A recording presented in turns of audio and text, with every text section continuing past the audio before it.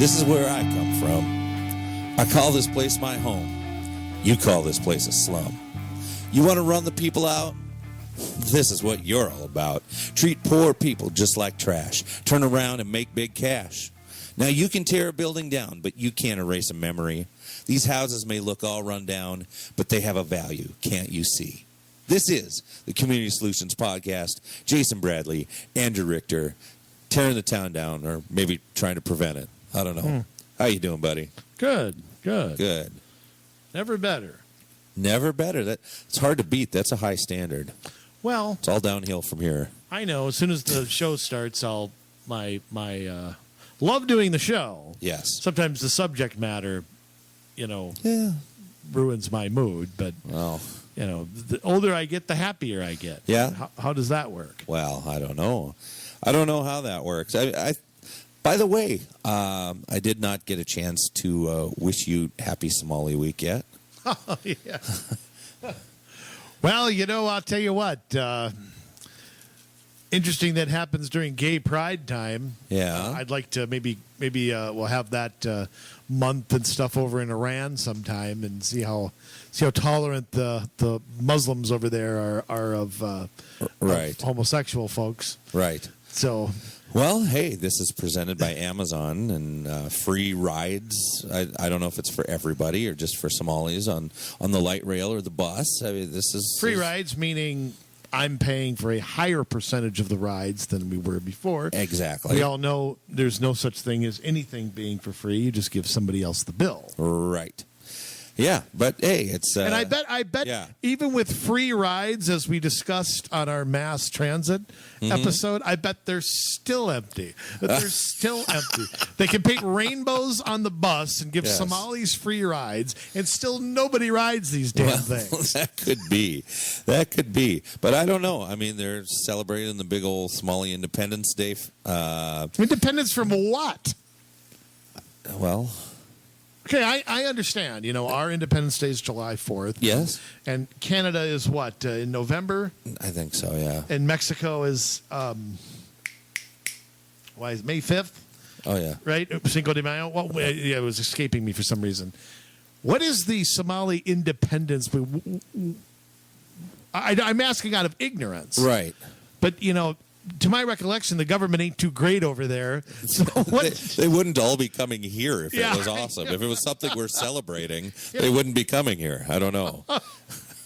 Very confusing. I don't know. Confused. It's just Minneapolis. Every oppressed group has to have a week or a day, or pretty soon it'll be they'll be fighting over who gets the 31-day months, and or something like that. But yeah.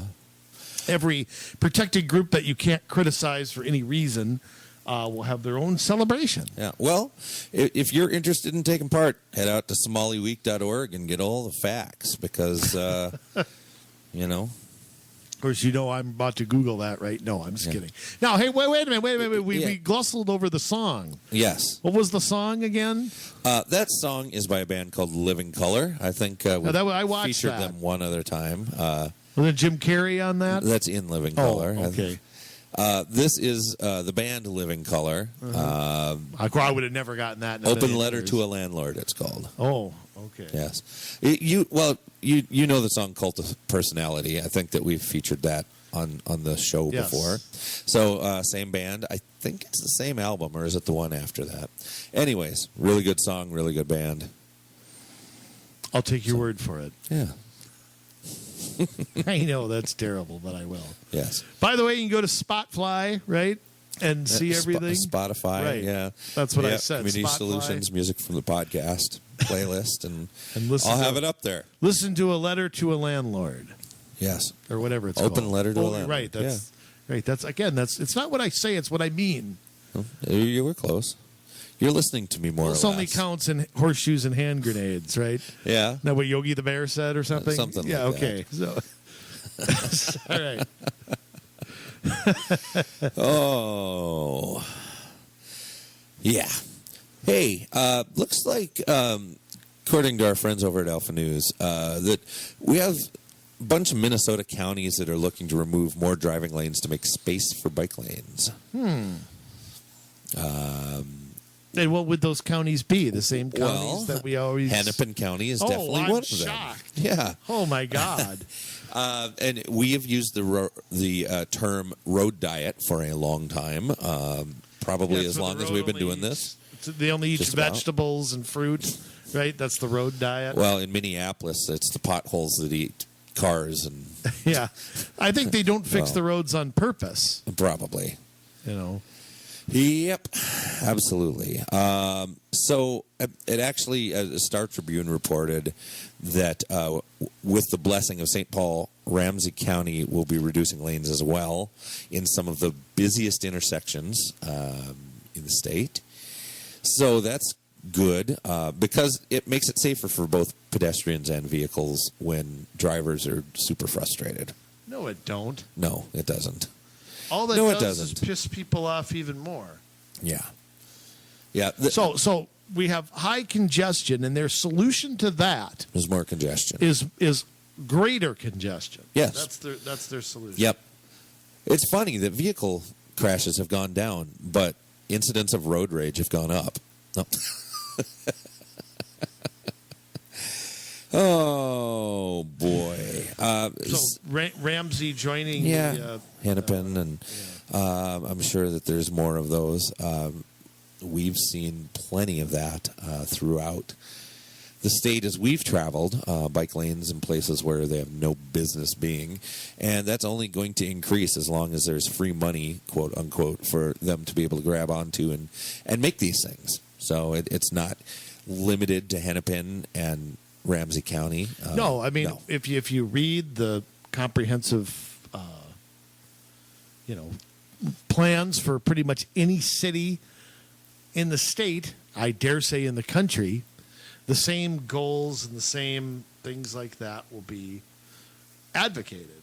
They may not use all the same words. Yes. They may use exactly the same words. Like I said, it's if you handed it in that paper in college, it would get an F for plagiarism. Right. So, again, the justification, if it's not safety, it will be environmental. If it's not environmental, it will be something else. Mm-hmm. They will come up with some excuse, some lame brain statistic that nobody will fact check. Nobody in our media is interested in facts. They're just interested in President Trump's last tweet. And they talk about that for Chris Matthews journalism. Hey, what do you think about that? What do you think about this tweet? I mean, that's all they do. Right. There's no investigative reporting. That doesn't exist anymore. Oh, no. Except on this show. On this show, we talk about this stuff. We do talk about it. We even do some investigating. Yeah, but that's a lost cause in journalism. It's activist journalists now. Yes. Now, let me just say this, Jay. Oh, wait, before you move on, I want to read just a fragment of a sentence from this because this is one of the most satisfying things I've read all week. Huh.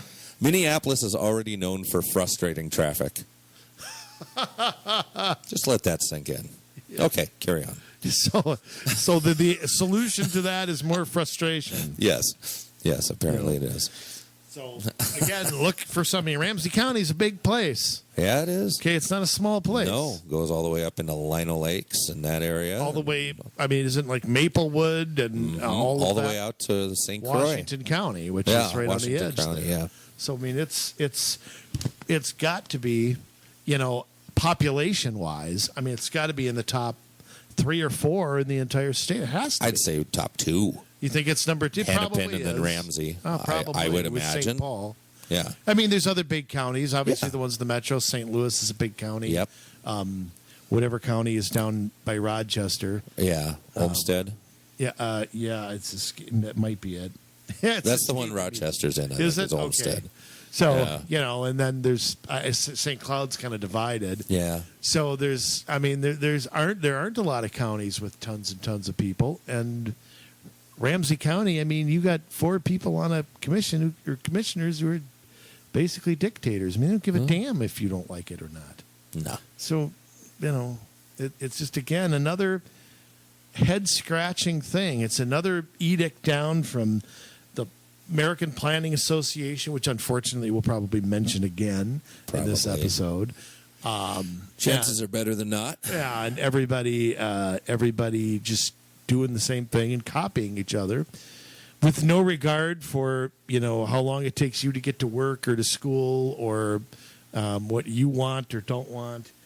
These people just do not give a damn. I mean, it's kind of like worse than having a bad, a bad teacher, who just teaches and doesn't care if you learn or not, doesn't answer questions. Think of it like that. Think of that as Ramsey County, and Hennipen County too. We'll add them in there too. I mean, and by the way, Jay, I'm going to throw out an idea for a future show on the air. Yes. I'm going through right now the list of Hennipen County commissioners, and we got to do some research on these people. Yes. Because it's not the same batch. I mean, it is. It's actually worse than when Stenglein and Peter McLaughlin and those folks who used to be on there. Okay, it's gotten worse. Worse. Without a doubt. Bad. Without a doubt. Yeah. So I think we've got to do some telling of the audience of who's on here. We already did our new sheriff, which I could add some adjectives there, and I won't. Our transit cop or whatever he was, who's all of a sudden a sheriff now. Yes. So we've already done that episode. You can go back and listen to that one. But who is I mean, I wonder, like we've said a lot of times, Jay. Walk into a Target and ask people who their county commissioner is. And I'm just going to guess that maybe 1 out of 50 could give you the answer. Yeah. I mean, is that a good get? 1 out of 20? With 20 to 1, 30 to 1, what would you give the odds? Maybe 50. 50 to 1? Yeah. That's where I could place bets there at 50 to 1? I think so. You'd cover? Well, yeah. I'll bring a few people into Target that I know and tell them who it. Yeah, no. Oh boy. I won't cheat that bad to win a bet. Maybe two, but anyhow. So again, your county commissioner who has more power than anybody in St. Paul does. Don't mistake that. I know some of you people just laser focus on St. Paul and Washington. We preach week after week after week that you can't do that. This will be it when we get into what we're going to talk about here. It will reinforce that even more. Yep. That these people who are on your councils, these people who are employed, you got to know who the hell they are. Yep. So it's true. And not just in the Twin Cities. I mean, we've seen bad counties everywhere. Everywhere, yeah. I mean, I'd rather live in Hazard, than live in Ramsey County. Yeah. Hennipen's bad enough. Yeah. All right. Hennipen's probably worse in some ways. Hennipen's probably the worst in the state. Wear that with a badge of honor, there, Hennipen County, that you are the worst. Congratulations. Way to go. Yeah. I mean, 1.2 million people under the control of 7. Oh, boy. But, federal regulations and state regulations, kind of dictate what goes on in counties as far away as Lake County or Dodge County. And so you guys got to be aware no matter where you're at. Rural, urban, suburban, doesn't matter. Well, they can, but I mean, ultimately, your first line of defense is supposed to be the people closest to you. Right. So, right, but as we're about to talk about, I mean, they aren't doing too good a job either. No, they could definitely be much, much gooder. Yeah. It ain't going very gooder. No. I said that, and I have all my teeth. Wow. So, yeah, what are we, Jay, enlighten the folks here. I mean, you brought your song from the beginning here about open letter to a landlord. Indulge us on what horrible stuff that we have to let people know about this week. Well, we've done some shows on zoning. Yes. We've done zoning for dummies. Yeah. I don't mean to call the audience dumb. No. I mean, zoning 101, we've kind of done, talked about what they are, how they get changed, the process for doing it. Your time on the planning commission, conditional use permits. And we're not necessarily throwing all of that out, but there is a move to do away with zoning in a certain respect. All of the traditional zoning. Right. Yeah. Think of it like this. Baseball's had starting pitchers since 1876. Yes. And there is a movement to get rid of them. Yeah. Okay? And I would argue that the people running the Twins are part of it. Yeah. So think of it like that. The game's been played the way it's been played, and there's nothing wrong with it. But we're going to come in and we're going to make sweeping changes. And so that is sort of I always like to make sports analogies. That is kind of, in a way, what this movement is. And as always, the American Policy Center out in front of exposing some of this stuff that, again, gets ignored anywhere else. I mean, you won't turn on Channel 9, you won't turn on the evening news, you won't turn on the Sunday shows and see anything about this whatsoever. It's happening right under your nose right now. And it won't even be covered by your local media either. Oh, no. I would guarantee that there's probably not one journalist in local media who knows anything about this. we are talking about No, they're talking about the bake sale for the League of Lions Club or something. That's what they lead the broadcast with. Right. Yeah. I interrupted you. What are we talking about? We're looking at form-based codes. Form-based codes. Yes. It just sounds bad. Yep. You can find a bunch of stuff out at formbasedcodes.org. We're going to talk a little bit about an article from the American Policy Center as well, entitled Form-Based Codes, Replacing the Everyday American City with the Ideal Communist City, which is quite the headline in and of itself. Yeah, by the way, can yes. you say something about communism? Yes. Let's do that. You've mentioned on the show, Jay, how people throw the term Nazi, racist, communist, fascist. Yes. Throw those terms around, and you wonder if any of them have a clue of what they really mean. A handful probably do. Mm-hmm. But, you think about a communist country. Let me ask you a question like this. Yes. You think about a communist country. What goes in your head when you think of a communist country? Lots of death. Yeah, because you and I are close to the same age. So what do you associate with communist countries? You mean like names? Well, of countries, or I'll tell you. Let me give you an example. Mm-hmm. I think of something like collectivization. Yes. I think of something like the Politburo, where I think of something like no freedom of the press. I think of every aspect of your life being controlled. I think of no freedom to go anywhere, not being able to leave your country. No freedom of religion. Yeah, exactly. Or no religion at all. No freedom of the press. Yeah. Well, I mean, that depends. There's different forms of it. There are different forms of it. Like in China, they have one church. You belong to that church. And if you are part of the underground church, you're in danger. Well, but you look at China. China has a communist government, but they don't have a communist-based economy anymore. Right. They've kind of hybrided. See, to me, that's fascism. I would consider that fascism. Yes.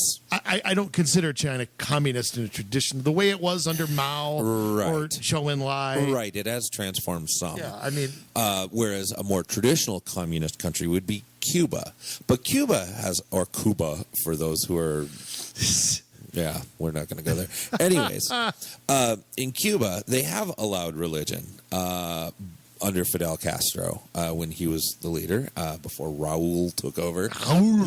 But it's funny, and this is kind of a funny aside here, but part of the denomination that I belong to sent some missionaries down to Cuba, and they're like, we have all of these Bibles that we want to give to our pastors that are down here. They're like, well, you can't really do that. But if you want to give one to every pastor in the country, they're like, okay.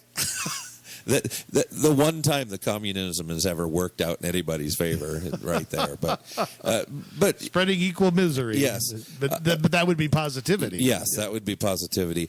But here's the thing. mention communism, the first thing that always pops in my head is either a bunch of dead people or Rocky IV. Sure. So Yeah. if you've never seen that, I will break you. that's a true movie. I mean, if you haven't seen that, It's a symbolism of the Yeah. truth to me. I mean, I'm still wanting to see the Creed movie. yeah, they're Each fantastic. one I haven't seen either, and I still Yeah. want to see them. Yeah. So, They're I mean, good. but here's Yeah. the thing. I mean, when you think of communism, fascism, we consider North Korea also like a more traditional communist country. Right. The ultimate goal is complete and total control, one party state. I mean, read the works of Lenin and how that was, transformed under Stalin and spread throughout Eastern Europe and, the Berlin Wall. I mean, can you believe something, Jay? Mm-hmm. The Berlin Wall this November will be 30 years. Wow. See, I mean, if you're 25 years old, no offense on you guys, but you don't remember in East and West Germany. I sure as hell do. Yeah. Remember them in the Olympics. I mean, Oh yeah. But it's the idea of communism, and I just feel like it is not the evil term that it was when I was growing up. Right. Like, Or socialism. I mean, Yeah. look at the popularity right now of democratic socialism among young people because right, but it's they been don't know any better. But it's been redefined. I mean, they've hijacked. The movement's been hijacked by people like Bernie Sanders. they put a good face on it, but they it's make a still good the same sales thing. pitch. I think it's the same thing. Bernie but Sanders, the same Bernie Sanders who honeymooned in the Soviet Union. Yeah, what a said place to and honeymoon. said it was great. Yeah. back in the USS. Oh, what am I saying? That song probably wasn't around when he honeymooned in 1921. He probably met Lennon. What am I saying? So, yeah, I mean, who honeymoons in the Soviet Union? I scratch my head at that. But I think that they, with their willing accomplices in the press, have dressed up socialism as. And again, socialism and communism aren't completely the same in my book. They're close. They're close. I mean, basically, the difference is you elect socialists, communists you don't. That's a big difference. Yeah. Or you get two candidates, Yeah. a socialist and a communist. Well, and that's the thing. I mean, it's often been described kind of as socialism is the layover between capitalism and communism. No, it's on the road. It's on the road there. Is Right. where it really is. Right. You're a mile from. You're 2 turns away. You're stopping off at the wayside rest there to use the can, and Yeah. that's The about last time you go to the pop machine, the last time you'll be able to buy something that it. somebody Last doesn't. time you'll be able to buy a Coke. Next time it's going to be Svenska or it'd something be whatever like that. you're told it is. Yes, exactly. But I mean, with socialism, I mean, communism light, whatever you want to call it, there's no private property, and the means of production are owned and controlled by the state. Right. And you've got a handful of lords and masters. I mean, if you want a good example, and I've said this before, take a look at California. Right. You have a small group of people that basically run everything. You've got Silicon Valley, and you've got the people that the money people put in charge. Then you have a middle class that's completely gone, and the taxes on the wealthy, every environmental regulation. Yet you have high unemployment. You have homeless everywhere. I mean, California should be a utopia of democratic socialism. Instead, it's a great example of how it's failing. California, I mean, remember the song, All the Gold in California? I can't remember how it goes. California used to be like, it was like New York. If you could make it, Frank Sinatra said, if you could make it there, you could make it anywhere. Okay? In California, that same lure, that the surfing in the USA and everybody was on the beach and stole the Dodgers and now California is just a dump. It is. It's just a blank hole. I don't want to say it, but it's trashed. Yeah. I mean, I hate to say it because I've never been to San Francisco. I'm obviously not a fan of the city. Yeah. But I've been told that it used to be a very beautiful city. Mm-hmm. Now it's people taking a dump on the corner and nobody can stop them because there's just it's turned into just a trash bin. Yeah. So yeah, I'm going to look up that song because I'm singing. It's like an Oak Ridge Boys song or something. Well, then I'm not going to know it for sure unless it's named Elvira. Oh, okay. Yeah. I can think of another Oak Ridge Boys song. Maybe. Anyways, so with socialism, no private property. In true socialism, I know they're making distinctions with democratic socialism, which, you're electing people, and there is private property, but the state has limited control or whatever. People like to say that it's like Sweden and Denmark, but it's not. I mean, Sweden and Denmark are capitalist countries, but socialism is the road to communism, in which there's no private property and all things are just kind of shared. They're available to everybody as needed per se. It's like what's the saying? From many according to his or her need, right? Is that's the big something communist like saying? Yeah, from one to the many according to each to their needs, something like that. But really what it is there's nothing there to give out. It's food shortages. Because nothing's market based. Everything is decided on by a person in some countries or a small group in some countries who are just going to decide what you get and what you don't get. Mm-hmm. It's supposed to be classless. Right. Remember reading Marx or the Communist Manifesto, how classes would fade away and we wouldn't have any of these issues anymore. Right. And the truth was he was as wrong as you could possibly be. Absolutely. If anything, it created the elite 1%. You talk about an elite 1%?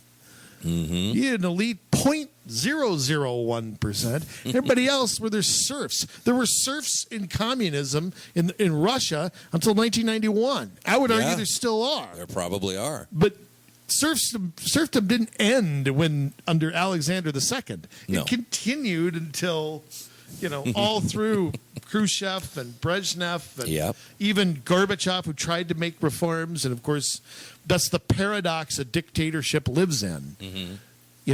As long as a dictatorship is severe and brutal, it's never in any danger. Right. The second they start to, we'll give people a little bit of freedom. Well, that doesn't work. Mm-hmm. You're free or you're not. Right. You're in jail, you're in a gulag, or you aren't. Yeah. Doesn't work. Now, we're sidetracking, but I want to say this because I think when we say the road to communism, I think people they don't. The pictures that I think of collectivization, and I think of building walls to keep people in, and making them papers to go from one place to another. That is my picture of having communism. to do things in secret. Right. Yeah. No doubt about it. Having to, can't criticize the government, and you can't do this or that, and that's what pops into my head. I just wonder what pops into other people's heads. When you mention that term. I don't think a lot of these people can conceptualize it, though. Yeah. They never saw the killing fields. I mean, I'm too young for that as well, but I've read up on it. I've seen documentaries on it. People don't remember, like you said, East and West Germany. They don't remember what Cuba really is because it's become fashionable, the only thing people talk about when they talk about Cuba is the trade embargo. Yeah. It seems to be the only time Cuba ever gets brought up. Right. Communist country. But they're still driving around cars from 1957 because they have no money. Yeah.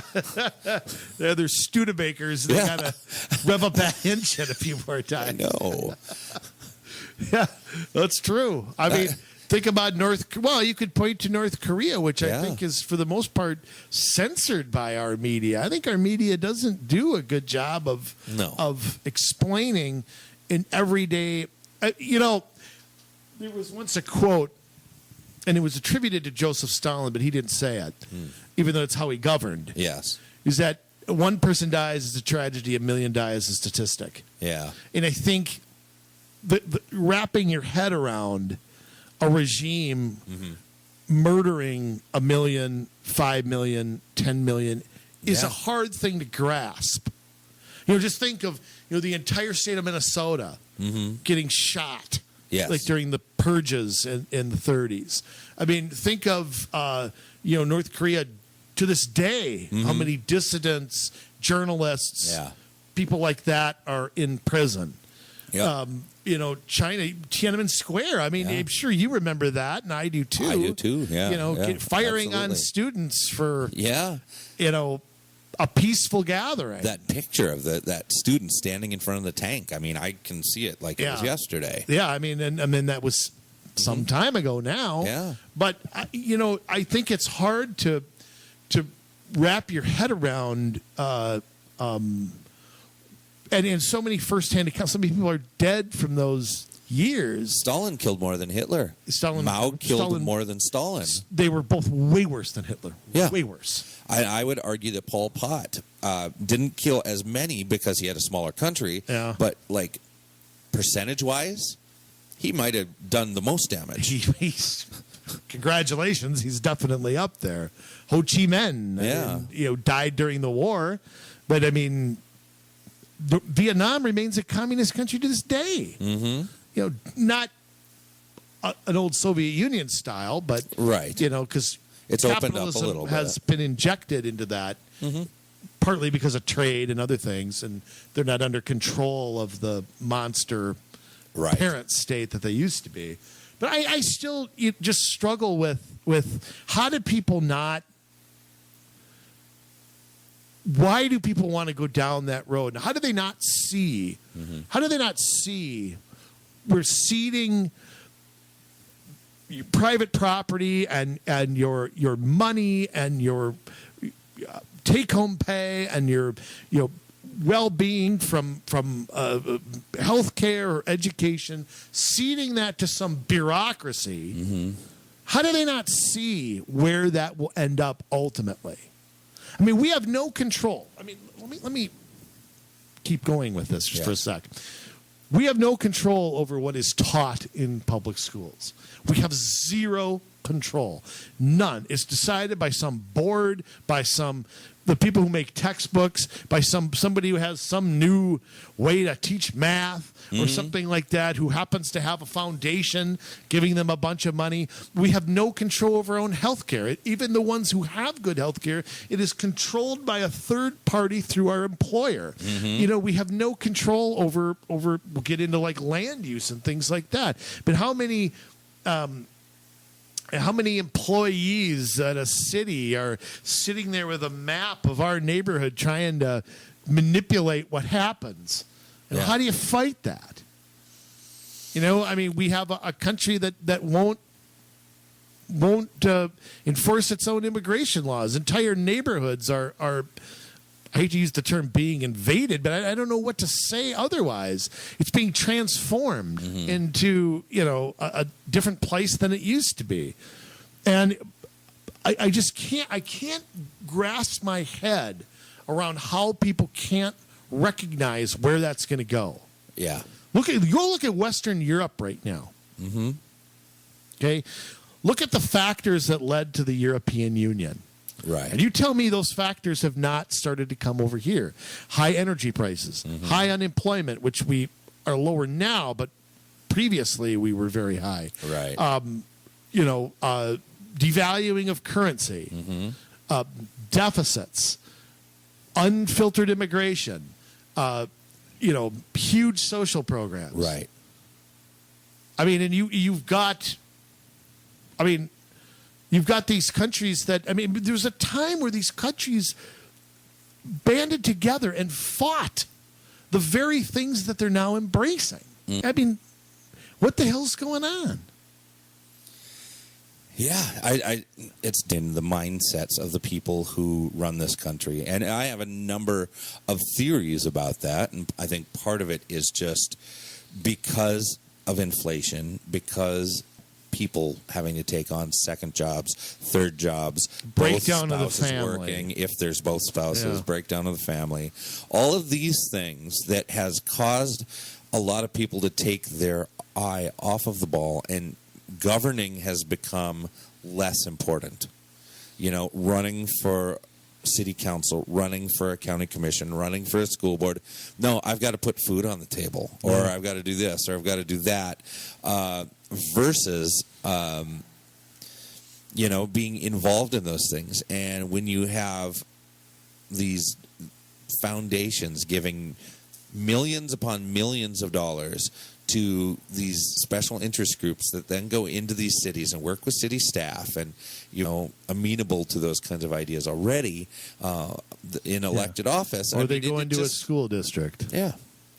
But and also the government's become so big, so vast everywhere that it's, how do you fight it? How do you shoot at a million targets? Well, I mean, I don't think you can do it completely from the outside. And we try to do it completely from the outside by setting up our own split. You know, it's like, okay, we've got this Tea Party group and that Tea Party group, and we've got this, you know, we've got this group over here that teaches about this subject, and we've got this group over here that teaches about that subject, and we got this group over here that teaches about that subject, but nobody's running for anything. Nobody's sitting their butt in a seat and voting on decisions that affect us on a daily basis. It's a lot of talkers and not a lot of doers. I hate to say that they're too. doing within their own little sphere, they're not.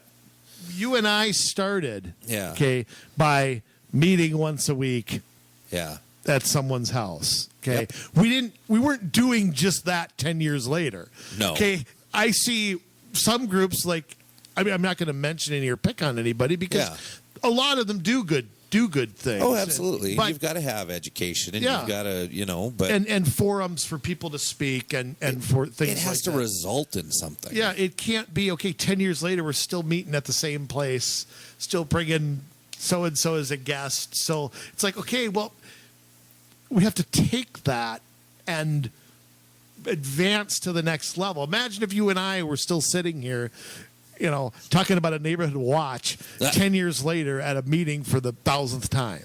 And hadn't got anybody elected to anything. It'd be you and I just alone sitting there probably watching, you know, Cheers season 4. I mean, that's what it would be. So, I mean, the point being, we're going down a road, and I don't know how you come out of it. I mean, I don't know how you it's like the rudders are broken on the ship. Right. So anyhow, and I'm going to bring it to local stuff, and we're going to talk about here now. You think about how much control the local governments can have. Control over our water, for example. I mean, the most abundant thing on the face of the earth. Yeah. And local government is 100% in control. They've declared themselves in most, especially urban and suburban cities. You go out, private wells and things are much more, even though that's deteriorating, Right. but it's still there quite a bit. You can't have a centralized place in a city of 400 people. It just doesn't work that way. But then it is completely controlled. Your ability to even get water. Right. The most abundant thing, something you will die if you don't have for a couple of days, is 100% in control by your local government. They control every permit. They will not grant you anything. You can't buy. You can't build. You can't do anything unless you are on city utilities. Yep. So you stop and think about that for a second. I mean, when people talk about private property, I think the immediate, and I admit I'm one of them, the immediate thing I think of is, okay, well, you're going to tell me how high my shed can be and how wide my driveway can be. And yes, there are some standards for that. Not everybody has the same. I mean, and you can, those are things you can change. But it's like, you're going to tell me where I'm going to get a glass of water from? Really? Yeah. I mean, I just met, my old house in Crystal was on a capped well that I was not allowed access. Mine is as well. Yeah, there's an aquifer below us up there. So it's like, wait a second. And they put fluoride and they put a lot of things in our water. That's not talked about much either. And so it's kind of like, really? You know, and I don't know how you do electricity differently, because you'd have to have generators in different places or something like that. Yeah. But it's kind of like, there's one company that runs everything, and your bill's never going to go down. There's no incentive to bring it down. Right. If they want to raise it, they talk to one of their friends on some unelected board or something like that. Quite frankly, I don't even know. I mean, we should look into it maybe, but so it's scary when you think about it like that. Right. And when you think about form-based codes. Yes. Okay. And you might think that I know some people think in the last month or two of episodes I've been flying off the deep end. You're a little more grounded, and I've been kind of going a little bit crazy. Crazy in a good way, I think. When you talk about form-based codes, Jay, like I said about baseball, we've done zoning one way. People know it, get it, can see it. And that is something like the starting pitcher. Yeah. That is, you could call it under attack. You can call it being done away with. You can call it a gradual shift into form-based codes. Now, I've talked enough.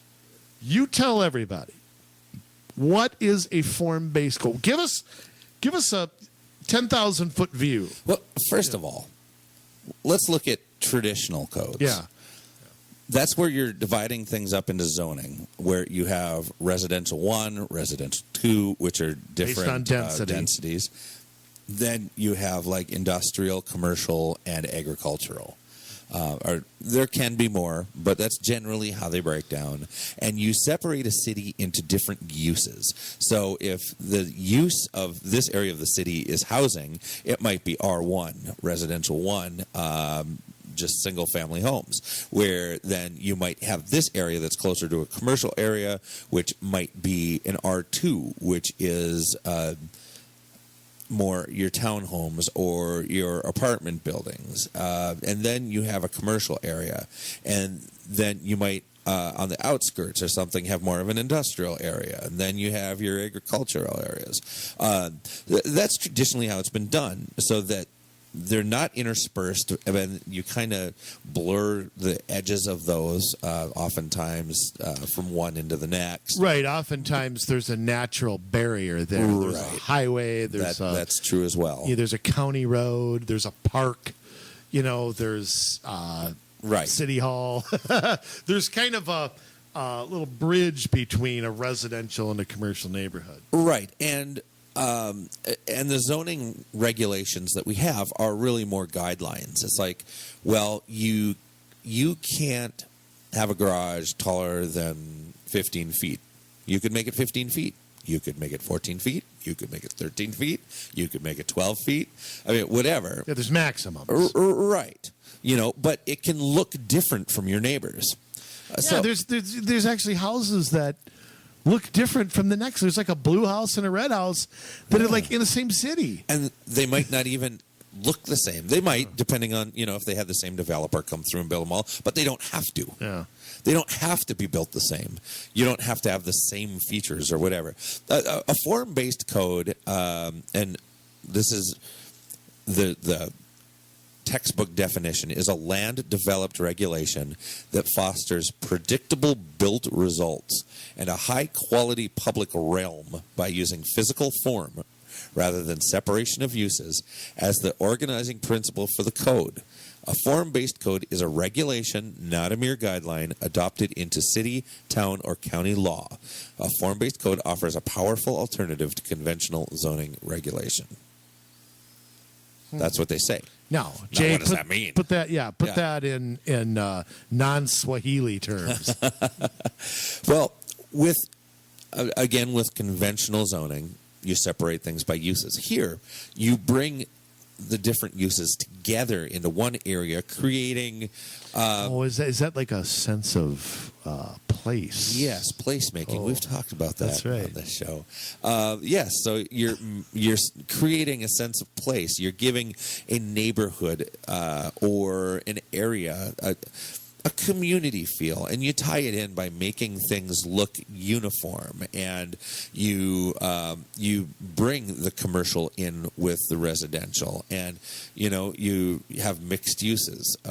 You have apartments over ground floor shops, or you have other commercial buildings, and then you have townhomes just a little bit around that, and then maybe you flow into more of the single family homes. And you have, if those are still allowed, and you have these main streets that combine themselves with side streets and other arterial streets that flow into this center. Everything kind of revolves around a center, and that's a term that we've seen popping up in a lot of cities lately. Whether it's town center, whether it's but everything kind of flows into this central area. So, in other words, there's no.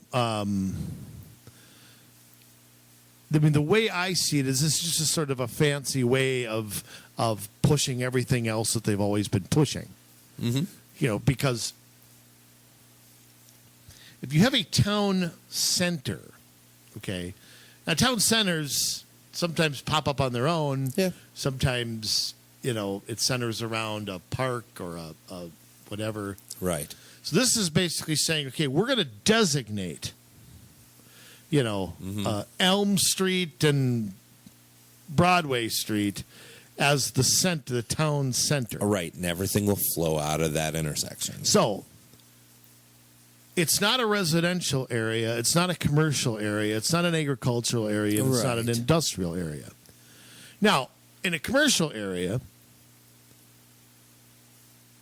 businesses have a pretty free access in and out. Mm-hmm. If I'm interested in a renting out a business space somewhere, very rarely does a city say no, you can't do that. Right. I mean, it's pretty difficult for them to stop something. Mm-hmm. There are exceptions to that, adult place or something like shops. that. Yeah, and I think daycare centers have a certain regulations and stipulations with them. They have to have like an outside area or something like that for the kids. Right. But could a town center now remember this is a sense of community, mm-hmm. sense of place. Everybody has to be happy. Right. Yes. Is that or is that not? Am I translating it wrong if I say that a city then could take anything that they deem doesn't fit their vision, and they won't allow it to go there? Let me pretend. Okay. I want to open up a liquor store. Okay. That doesn't fit our vision over here. No, you can't do it. They can absolutely do that.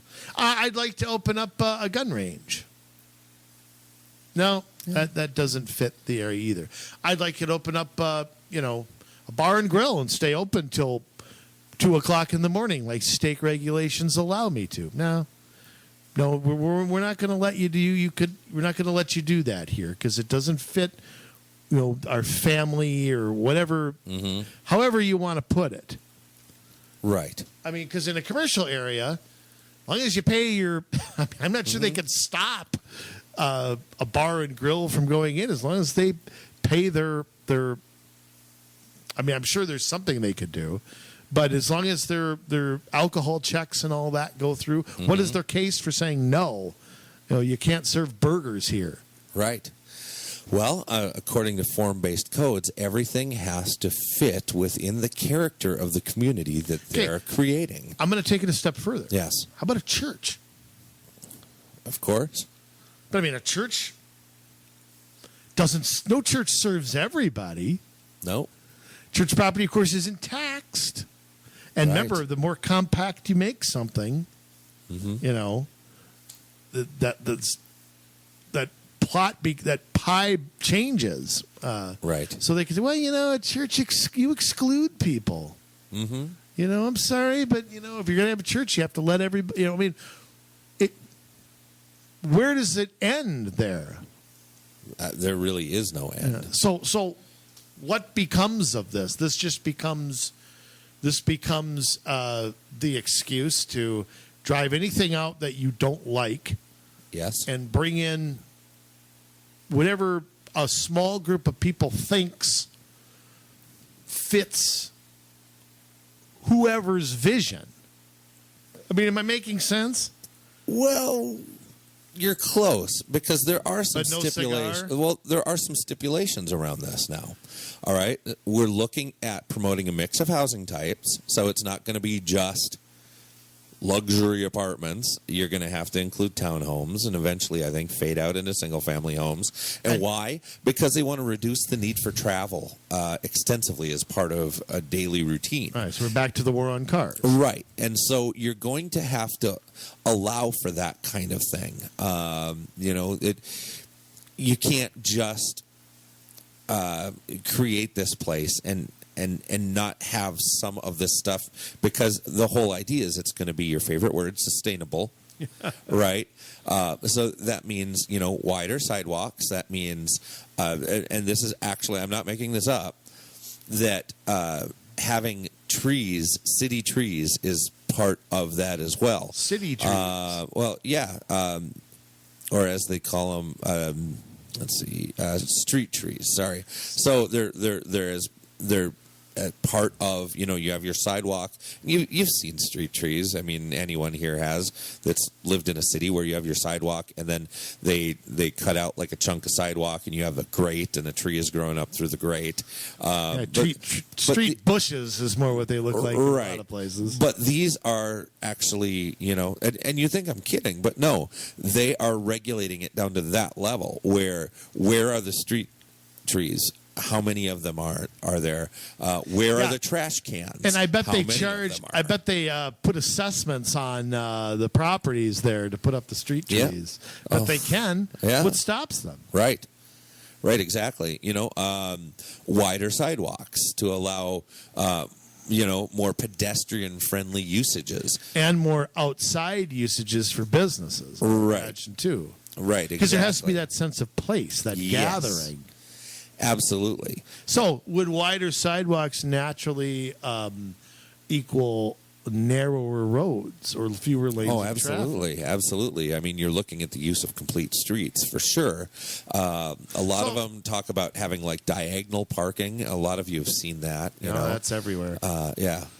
So if I'm a grocery store over there, how does my truck get into to deliver the groceries? Well, I mean, they'll have to create a way to do that, obviously. They'll have to find some... You put the grocery store in a place where the truck can get at it, but it doesn't have to come through the entire community, right? I see, yeah. So this is what this is all about. You're creating a place for people, and the people then who serve that place just kind of touch it on the periphery, but they don't really get into the community. Yeah, they're not wanted there. Remember, right. It's not part of their community. I mean, nobody wants semis driving through their community all the time anyways, but it is all micromanaged and it is all planned down to, like I said, trees and trash cans. And this is communistic. It is. This is communism. It is, because it's trying to create a place that is similar, where even when there's differences in building shapes, that's planned, that where you're planning the facades of, sometimes the facades are all the same. Like if you were to go to downtown Maple Grove and take a look at that, where things are very similar, and there are other places where you break it up a little bit, but you plan that out. It's not just by chance who builds it. Oh, this one has to have a pointy roof. Oh, this one has to have a flat roof. Oh, this one, needs to.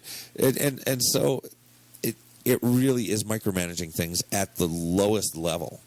As far as even allowing where certain things go, whether you're talking about putting like commercial and office buildings and clustering them at intersections, whether you're talking about clustering together mixed-use development, so you've got all these different shops and then people living above them, and they can go to the different shops all around them, whether you're talking about putting the townhomes just on the edge of all that so that then they can walk into this area and use the commercial buildings.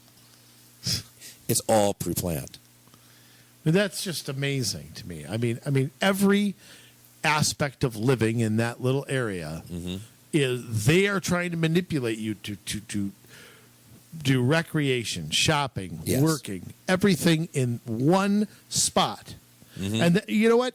Doing that, and I again, it's something I can't understand how people don't grasp this concept. Your freedom is limited by your mobility. Right. It completely is. If they succeed in the war on cars, your ability to work where you want, play where you want, travel where you want, drink where you want, shop where you want, visit who you want. I mean, remember, going to work and back is not the only use out of a car. Yeah. Our planners seem to think that's the only thing, your ability to get an education. Even though I know we're trending into more online options too. But every aspect being controlled and planned out. There is not a shred, Jay, of capitalism in any of that. No. There's not a drop. No. Show that to Adam Smith, and I guarantee you he'll look at that and he would call that a communist country. I mean, that is the Politburo laying out, who's going to work where, what we can limit them to, who's going to watch this TV program. What's the difference? Right. Well, they're not organic communities. It's planned communities. Yeah. It's not an entrepreneur with an idea or a developer. And, I'm going to tell you something, too. They're going to get tons, and I mean tons, of subsidies of your tax dollars. Oh, yeah. There's no doubt about it that they are going to get your tax dollars to do this. They have already. Right. And how do they do it? By planning the transit routes that go close to these places, and so they can call it transit-oriented development. And qualify for this and for that. Yeah, and well, that's not true in every case. It is true in a lot of cases. I mean, again, look at downtown Maple Grove. You've got that transit center right there. Yeah, they have their own transit. Yeah, and you look at places that are popping up, like where they want to run the Botno line up to Brooklyn Park, and there's a whole community that has popped up around there, whether you're talking about the apartments that are up there, 610 West and some others. There's also the starting of a little development there. There's industrial with Chipotle Olympus and stuff. Yeah. Yep. Yeah, it's all in preparation for that. So you live next to where you work, and you don't have to go very far to get to go eat or get your groceries. Or what if you want to visit Grandma? What do you do then? I mean, I guess you don't. That's maybe one of the approved methods. And before you guys say, "Oh, you guys are going off the rails, you're crazy." I mean, granted, we do not live in a communist country yet, and hopefully it will never be. And so there's only so much they can do to curb your freedom, but by regulating how they develop, that they can control. They may not be able to control where you work and where you eat and where you drive to, being in the United States, but how they do try to control it is by the power of persuasion. So they build these communities that they don't think you'll ever want to leave because everything's right there that you need, and then you don't go, and there are people that are going to be just fine with that.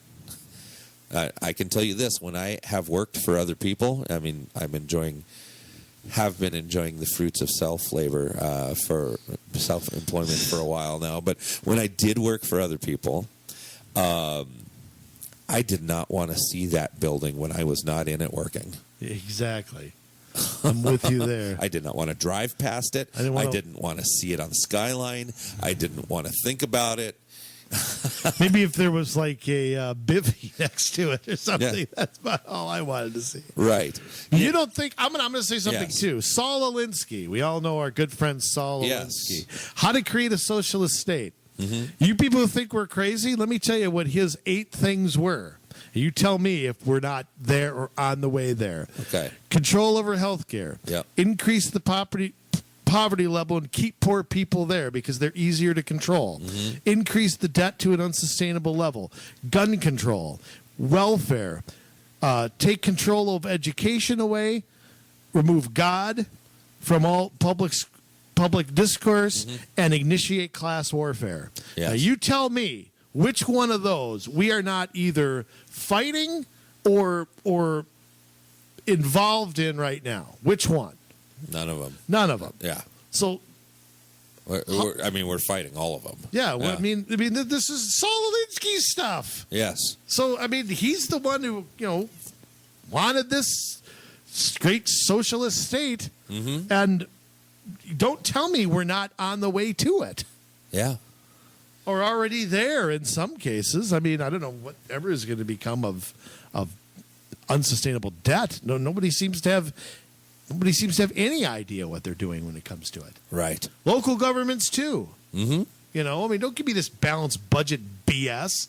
Look at that comprehensive annual financial report, and you'll see what you as the taxpayer technically owe. Right. And it ain't on your property tax statement. Oh no. No, you're not getting you're getting a percentage of the picture when you look at that, and you're not getting to see everything that goes on with TIF and with bonds and you're just not. So Jay, let me ask you this here. There's some pictures and stuff that we'll put on the blog and things like that. You've done a good job of explaining what it's going to look like. How is this going to get implemented? I.e., what is going to be the excuse to put this in? Is it going to be blighted territory? Is this where a new developments? Or is this just an all-out, this could go anywhere? How is this going to... Because somebody might be sitting there asking themselves, okay, I live in a city. How in the world could they tear this down and put up their little utopia that they talk? How can that happen? Well, it could happen in a number of ways. First of all, the first step is they'll be able to do it because nobody knows about it and nobody's paying attention. Yeah. So what they do is pass a bunch of ordinances, and they take out the conventional zoning ordinances and replace them with form-based code ordinances. Yeah, and not to mention they'll have pretty pictures and stuff. Because remember, these are regulations. They're not guidelines. So the moment that they're in, they will need to be followed. Yes. Now, you go after it initially by going after blighted areas and new developments. Nothing new gets built without following these guidelines. Yeah, some older stuff might be grandfathered for a while too. Right. It does happen. Yeah. Yep, and they talk about that in their documents, a hybrid zoning and all that kind of stuff. And so but I mean, the idea is, you start changing these laws, and then anything new that gets built has to fit these form-based codes, and you can do that with new development. You can do that with redevelopment in blighted areas. So they're going to come in and say, you can build here, but it has to look like this. Yes. Yep, and they'll have hands-on with their planning staff and community development, and it's like, okay, this is what we feel that this community needs to look like, and that's the other thing too. I mean, they talk about having to have public buy-in and all that with this, and that's part of making a place. Well, we've seen it a billion times. What they do is come up with a plan. They hire this fancy contractor to come up with a plan, and then they sell the public on the plan, even if the public doesn't like the plan. And but the fix they give them the choice over the window dressings. Yeah. The fix is already in, though. It's like the more what they're saying to the public is, this is going to happen. Mm-hmm. We're just basically letting you know because we have to. Right. And if you, want, 9 feet of sidewalk instead of 11, okay, we'll let you. That's what you mean by the window dressing. We'll let you decide 1 out of 200 things. Right. And then we took public input. The public came here and said something. We held a public hearing, and we had an open house at 4 p.m, and nobody showed up. Well, everybody's freaking working. So I mean, that's gonna be what they do. They don't want the input. No. You're telling me you citizens are in their way. Yeah. You're not there to serve you. Okay? This is not creating. This is not serving. We talk about public service, which can take many different roles. Mm-hmm. Okay, this is not public service. This is dictatorship stuff. Yeah. I mean, it is not serving the public to do this. And no, I'm not going off the deep. In fact, not only are you and I not going off the deep end, Jay, I think we are so uncomfortably close to the truth, like 99 point something here, Yes. that I think the people who think we're going off the deep end can't even come up with an example of how it's their defense mechanism against anybody who disagrees with them is to call them a whack job or a conspiracy nut or what. And anybody who does that is afraid to debate you point by point. They're scared to do it Yeah. because they know they're going to get their arses kicked, Right. especially by you and I. Now, you want to get out those chess pieces, I might not do so hot. Okay, but you want to debate this stuff, Yeah. you know. Well, again, I mean, you can read it for yourself if you care to. Yeah. Formbasedcodes.org. And Yeah, if it's a conspiracy, why do they have a website with pictures and things we're quoting? I'm going to put a link on there. There is a guide for communities. It is a step-by-step guide. In fact, the title of it is Form-Based Codes, a step-by-step guide for communities. Right, so here's how to implement this where you are. Yeah. And I guarantee you public input is going to be like the Hutchinson. Last on the list. Hey, we're going to vote on this. You want to come look at it? You got a public hearing. We told everybody within 100 feet.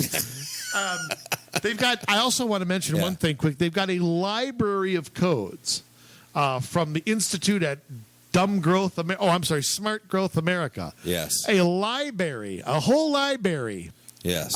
Of form-based codes, and they do show some examples of how this has been implemented in some. I mean, this has been implemented in South Carolina, in Montana, in other, not just California, or so I know some people out there are probably thinking, those nutcases up in Boston, are banning shopping cats and things like that. Kentucky is another state where there's examples of this. So Michigan, I mean, I guess Alabama. I mean, this stuff does not know boundaries. Don't think because your state government is a certain way or because somebody wins the electoral college there that this stuff isn't happening in those states as well. It's and then it's just page after page. I don't even want to look at it. It's page after page of garbage. Yeah. Of example. I mean, this is not a theory. This is being implemented. This is out there. This is just another thing that we have to watch out for and push back on. Yep. And I can guarantee you this will not be our last show on this topic. No, we aren't even. We're scratching the surface. We're not even. Just look at Birmingham, Alabama Downtown Overlay District code documents. Just look at that. Yeah. 8 pages of new regulations and code requirements in that, just in and of itself. Right. In the heart of a very red state. Absolutely. And if you think they're not using it here already, I can show you where they're using it here. Sure. already. I mean, and if they're not, here's another thing too. Yeah. And we say this a lot also. They may not be using it in name, but they may be using the principles behind it. Right. It's kind of like, I don't have to be a Green Step City to use those concepts. I don't have to be a member of Cool Counties or of ICLEI to be ripping them off. So don't think just because they haven't officially adopted form-based codes means that those concepts. Another thing too, these people aren't stupid, and I know it sounds like we make fun of them a lot, and we do, but they're not dumb. They understand what people like and don't like. I mean, Jay, let me throw an example out there, and we'll wrap this up soon. But let me just throw an example out here. If you mention the term high density housing, yes, okay, there is always. I'm going to go on the record and say there's always opposition to that. Always. Now, if you remove and this is just an example, if you remove the R1, R2, R3 and replace it with this, there is no high density housing. Right.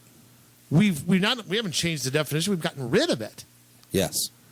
So, again, this is another just backdoor way of how this is going to happen. There's not going to be one project somewhere, some new building or some new isolated development blocked off by things. Right. It's going to be, no, this is all part of and this vision could be miles and miles and miles. It's not just one block with a couple of streets behind it. Like we said earlier, it could be an entire municipality.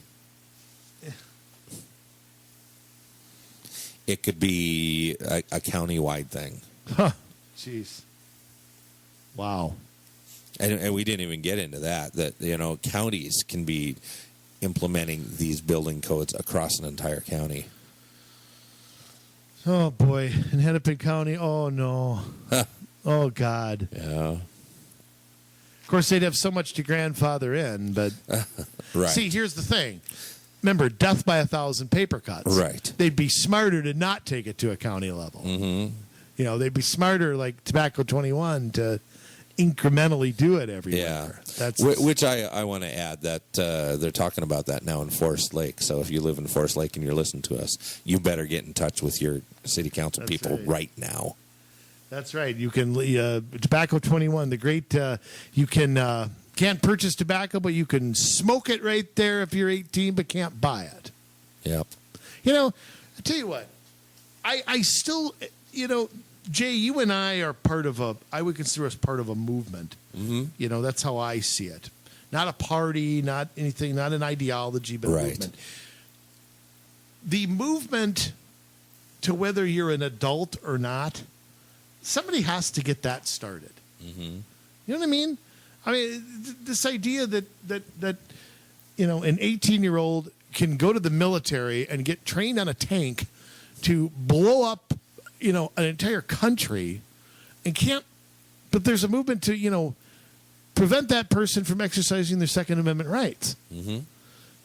There's an 18-year-olds can be parents, can get married, can own property, and can't smoke a cigarette. Yeah. If they're smart enough to do all that, how is it possible that, especially today with all the information out there, you can find anything you want is at your phone. Okay, so but no, they have to be coddled and protected by Mike Opat and some other people who Carla Nelson and Dario Anselmo and a few other people that I guess I used to like, again, that nanny state mentality is everywhere. Mm-hmm. And that'll be part of form-based codes, too. Hey, we don't want tobacco here. Right. Couldn't they say we don't want tobacco at all? They could. You're not allowed to sell outside, that. Or have it in your yard. No, that doesn't fit. Tobacco doesn't fit our vision for what we want. Right. You can't have it in this area. Over there in that area, that's fine. You could have it if you live out there somewhere. Oh, even there they'll let you maybe. Yeah, yeah. If you have a single family home out in the old part of town. How about something like permit to carry? Oh, you can't walk down our city street. That doesn't fit. Somebody strapped. Doesn't fit our vision here. They're going to have a tougher road to hoe with that one because you're talking about state law. You're talking about your Second Amendment rights. You're going to have a little bit tougher case to make, I think, with that one because right now state law allows people to get a permit and to carry as long as they are not on certain types of property, and they would have to be able to classify that property in that way, which I don't think they can on a public sidewalk. It's code-based. It's code-based. No, it's code-based forms. Yeah. The traditional way of doing that. Form-based codes. Right. Yeah. That's what I meant. Yeah. Remember, it's what I say, not what I mean, not what I say. Man, remember, we don't go by those traditional things anymore. Mm-hmm. Yeah. I don't know. Well, I can see them having the fight, and trying to see what they can push. I mean, it wouldn't be the first time. Damn. And it'll end up in a court where it actually doesn't belong. Right. If our lawmakers would just follow the Constitution, the court wouldn't have to take up any of these cases. Yeah. So yeah, we're in a bit of a pickle, Minnesota. We can't just eat our way out. No, we can't. No, we can't. We can't count on that Vlasic stork to come and damn it, get us and rescue us. But what we can count on is that we're going to come out with a new podcast next week. And we're going to talk about more of this kind of thing. We're going to have solutions. But also the other thing that we can count on is that we can beat this. And how do we beat it? That's where you come in. Because we can't do this, two guys sitting behind a couple of microphones recording, say, episode 120 like we are tonight. This is 120. This is 120, okay. Yeah. Huh. No, we need you. And the thing that you can do right now is get down to City Hall, get down to your school board, get down to your county, and fill out an application to get on an advisory commission. Once you do that, maybe the bug's going to bite you and you're going to want to run for city office or school board or county board. And maybe you're just going to be happy giving your 2 cents there. Doesn't matter. We need 20,000 people statewide to do this. So if you're interested in doing that, or you want us to come speak to your group, or you're seeing this kind of crazy stuff going on with these form-based codes and things are popping up in your city or your small town that you don't recognize, don't seem to fit the character, but they seem to be developing something on a larger scale, get a hold of us. COMMsolutionsMN@gmail.com. That's COMMsolutionsMN@gmail.com. We love you guys, and we appreciate your willingness to listen to us every week and learn from all the knowledge that we've accumulated as we try to close the, can I say, try and close the education gap. Oh, God. Edumacation? Yeah. So, any help we can get from you guys, whether running for office or just passing the word along and liking and sharing our stuff, we're much appreciated. We truly do take that to heart, and it means a lot to us. And your relationship with us means the world as well. So off we go.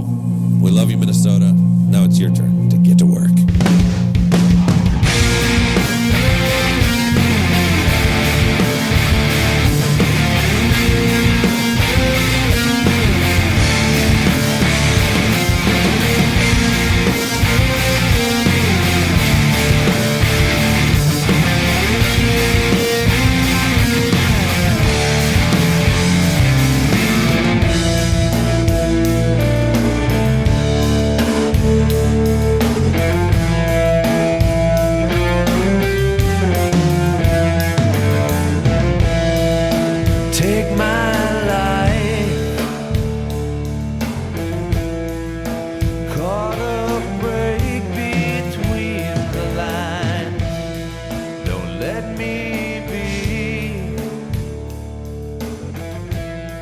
If I get too caught up